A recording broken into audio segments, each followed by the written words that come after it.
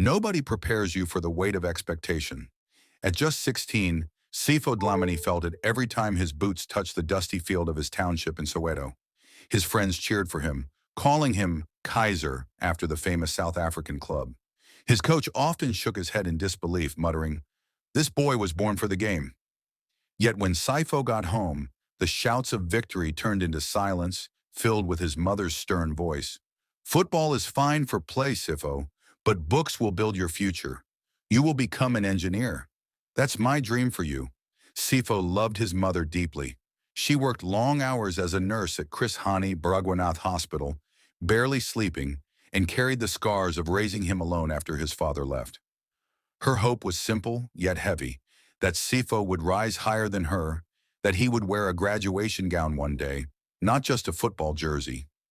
Sipho understood her sacrifices, but on the field he felt something else: freedom, purpose, and joy that no textbook ever gave him. One Saturday, after scoring a winning goal in a local tournament, a scout from a Premier Soccer League academy approached him. The man slipped him a card and whispered, "You have talent, boy.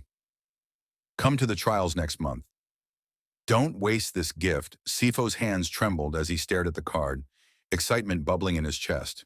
But then he heard his mother calling him from across the field, holding a bag of oranges for the team, her tired smile carrying hope for a different future. Sipho shoved the card deep into his pocket.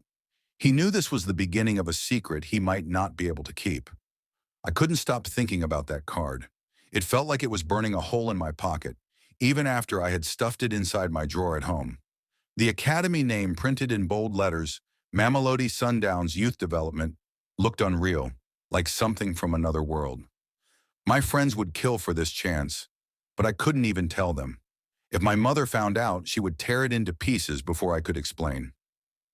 That night, as the township buzzed with Saturday music and when the smell of braai meat filled the air, I sat by the window staring at the card.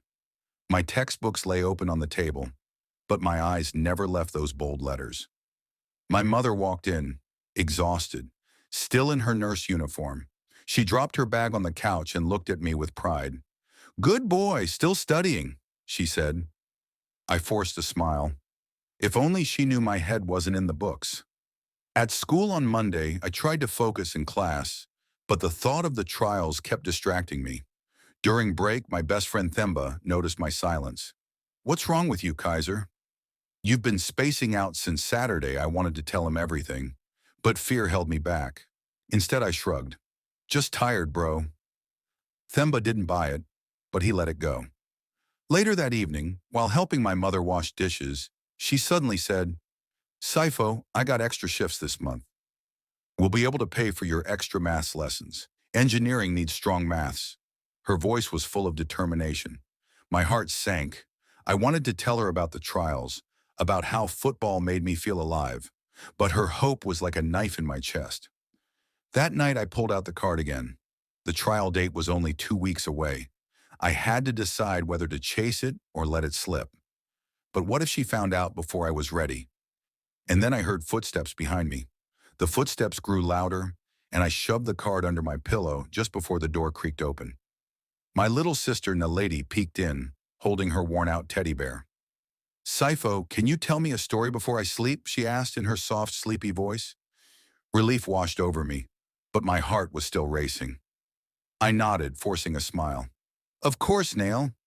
She climbed onto my bed, curling up beside me.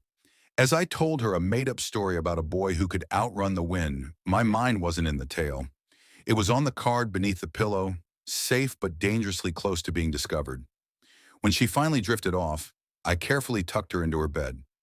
Standing in the dark room, I whispered to myself, "You can't keep this a secret forever."